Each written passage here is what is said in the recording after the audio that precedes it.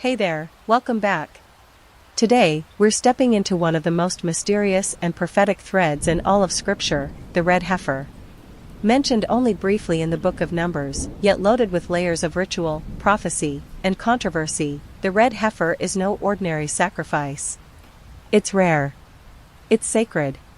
And for many, it's the last missing piece before the rebuilding of the third temple. So if you're ready, take a breath. Let's go slow. No distractions, no fast-forwarding. Just a deep, clear-eyed journey into one of the most significant end-time prophecies that's beginning to unfold in our lifetime, the mystery of the red heifer and its sacrifice in Israel. We first encounter the red heifer in Numbers chapter 19, where God commands Moses and Aaron to find a very specific type of animal.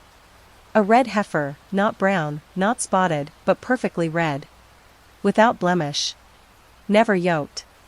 It was to be slaughtered outside the camp, its body completely burned, and its ashes mixed with water to create a purification ritual. This was no common sacrifice. It was a cleansing offering, a spiritual detergent, if you will, designed to purify those who had come into contact with death. But this command came with a deeper meaning. The ashes of the red heifer were not just for that generation wandering in the wilderness, they were for future generations. And even today, the Jewish people are waiting. Because according to rabbinic tradition, only 9 red heifers have ever been sacrificed in Jewish history. The 10th? According to Maimonides, it will be prepared by the Messiah himself. Let that sink in for a moment. We're not talking about just any religious ritual. We're talking about something that, if it happens, would set off alarms in both religious and political realms, across Judaism, Christianity, and Islam.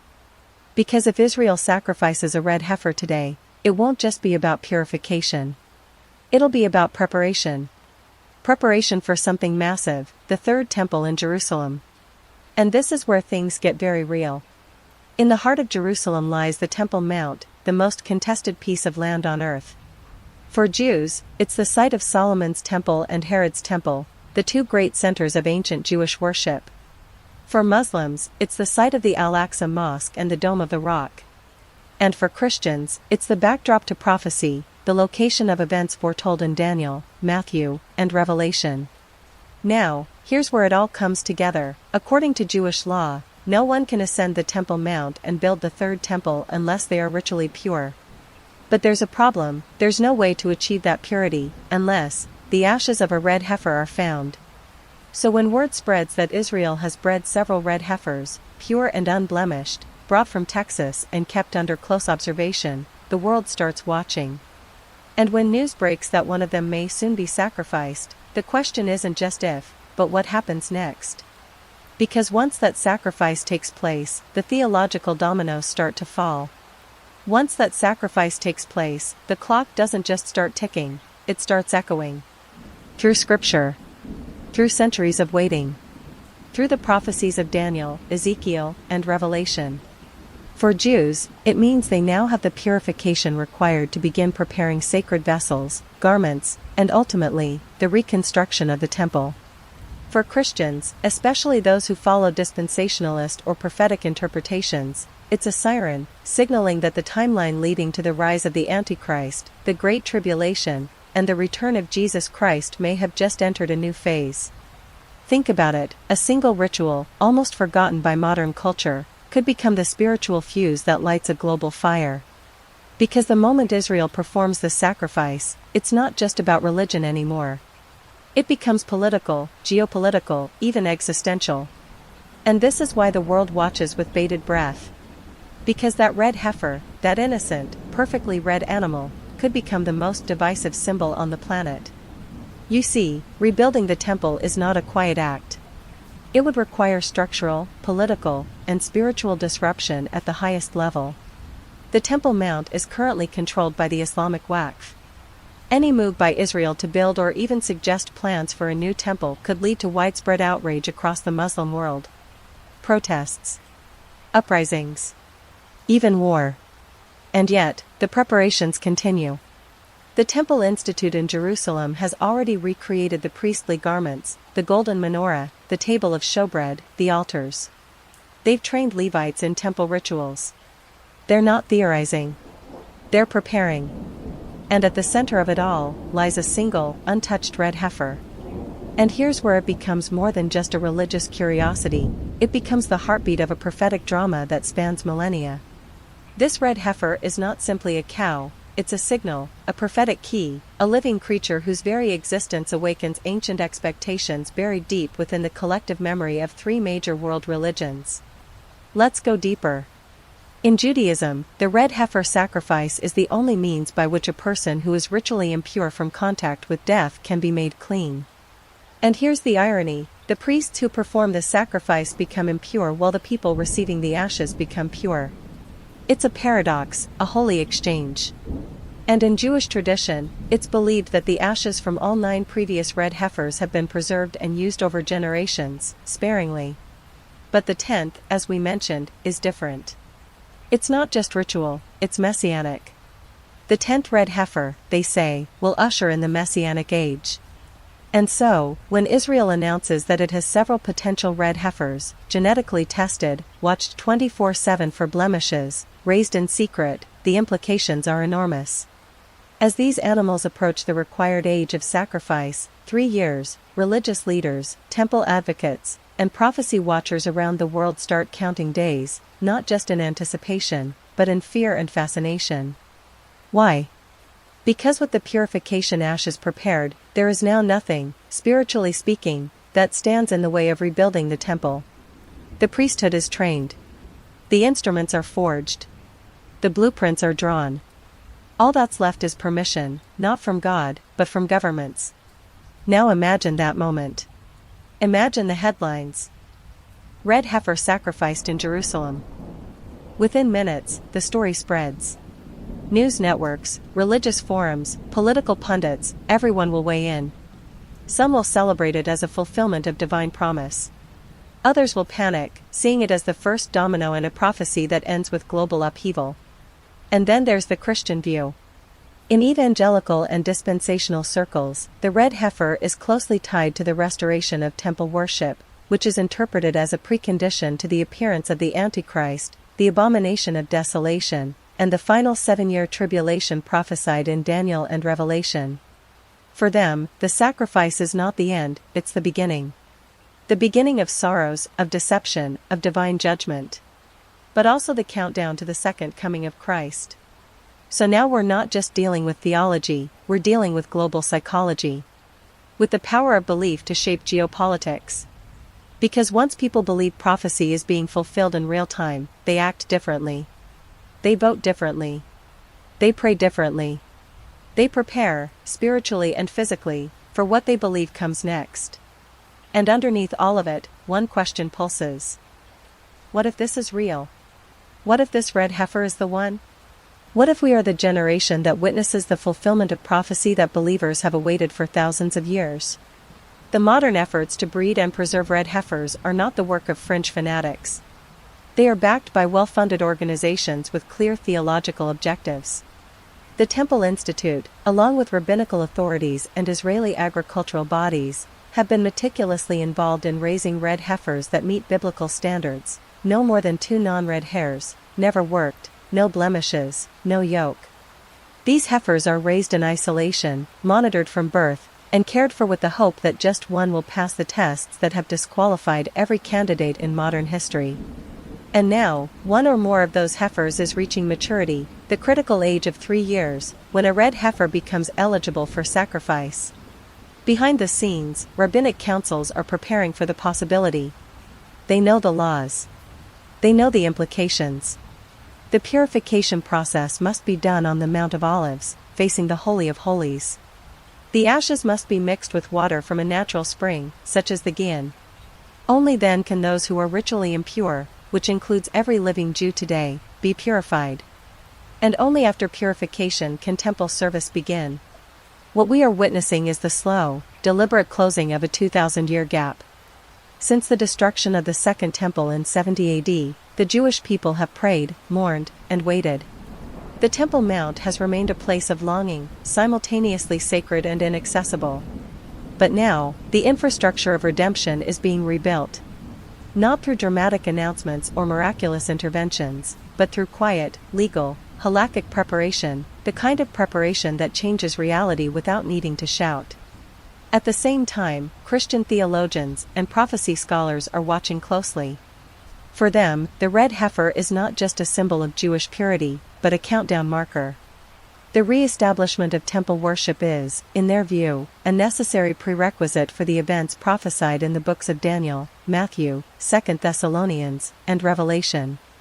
Specifically, it paves the way for the appearance of a false Messiah, the Antichrist, who will enter the temple, proclaim himself divine, and trigger a cascade of tribulation events.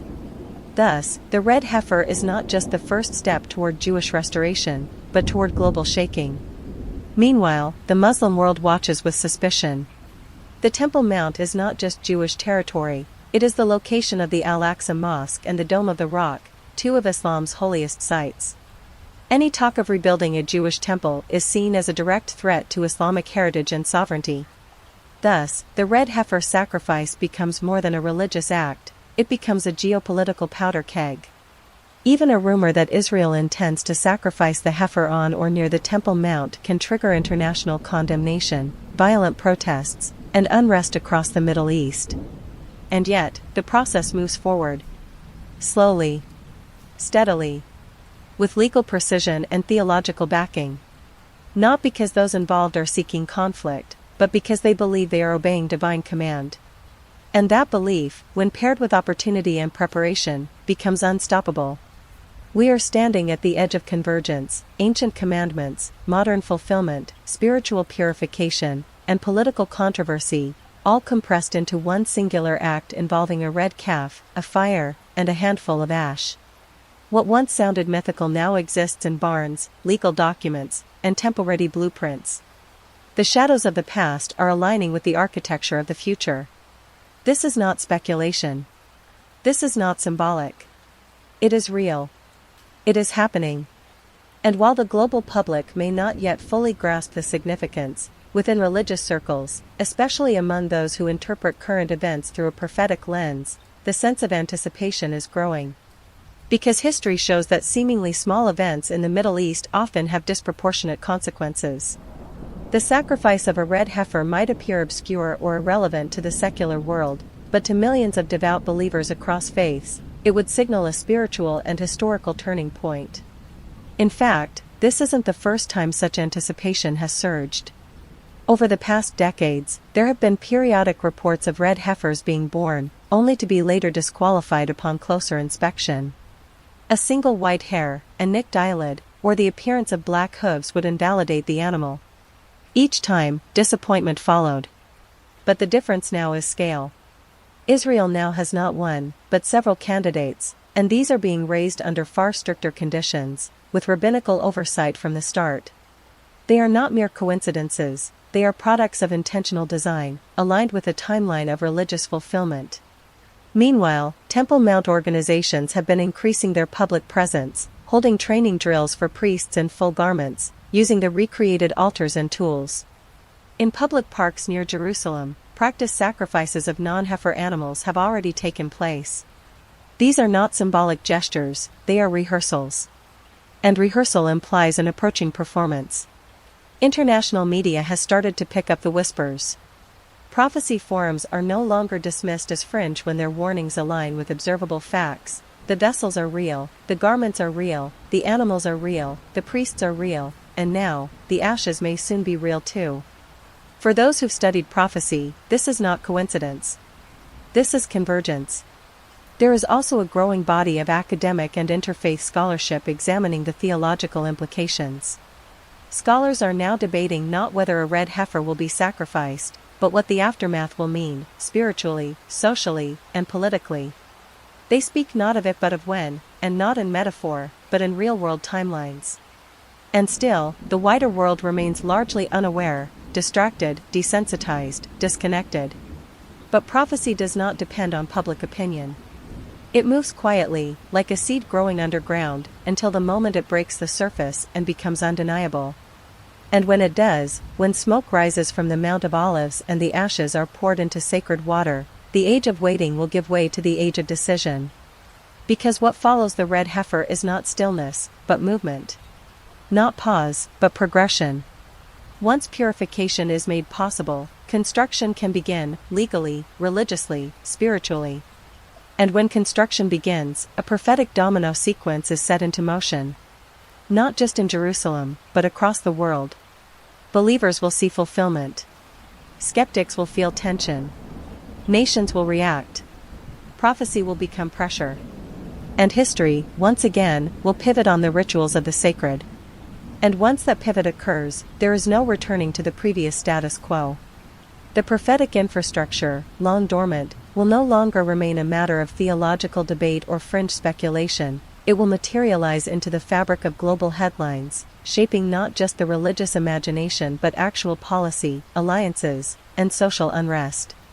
Because the rebuilding of the temple, which the Red Heifer sacrifice directly enables, is not a localized spiritual event. It represents the reactivation of a divine human covenant on a national scale. The temple is not merely a building, it is a throne, a court, an altar, a portal between heaven and earth. And when it is restored, the priesthood resumes its duties, daily offerings are reintroduced, incense burns again in the holy place, and Jewish worship returns to its biblical form, something unseen for nearly 2,000 years.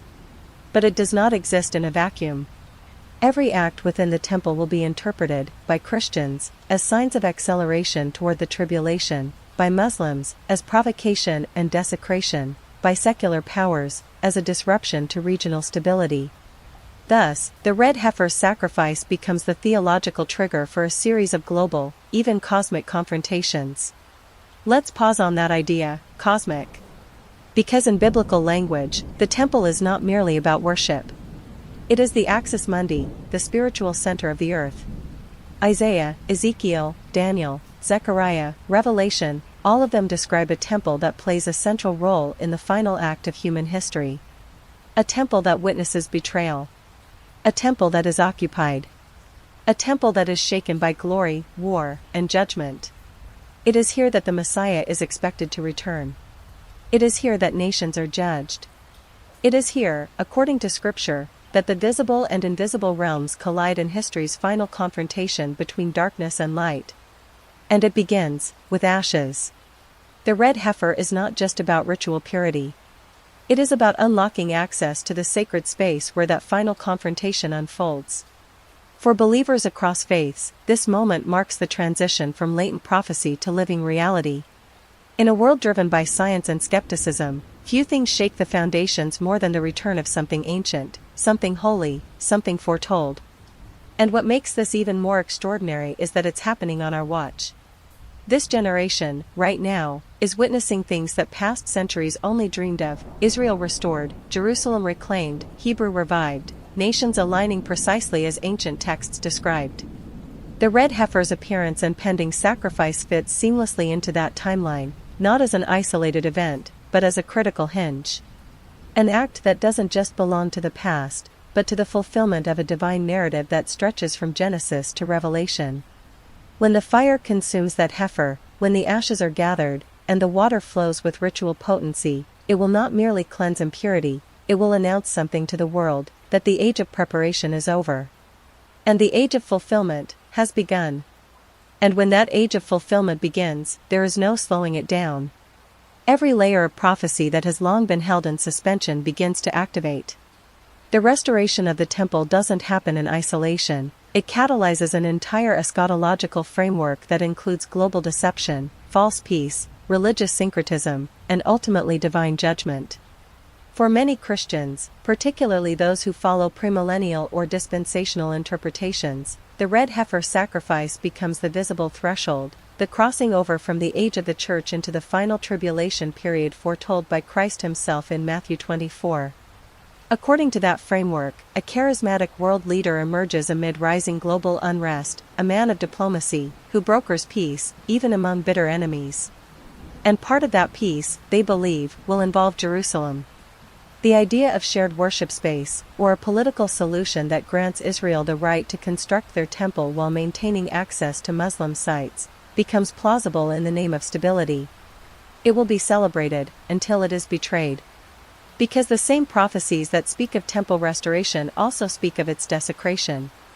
Daniel called it the abomination that makes desolate, a blasphemous act committed within the very heart of the temple by a false Messiah.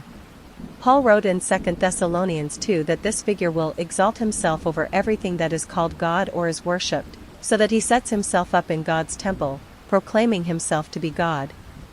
Revelation 13 echoes the same, a beast, empowered by the dragon, deceiving the nations and demanding worship. And all of it, the beast, the blasphemy, the betrayal, requires a temple to exist. No temple, no fulfillment.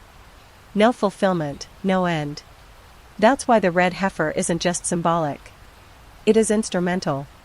It unlocks the one place on earth where that final deception must occur, and where, according to prophecy, it will be ended by the visible return of Jesus, the true Messiah.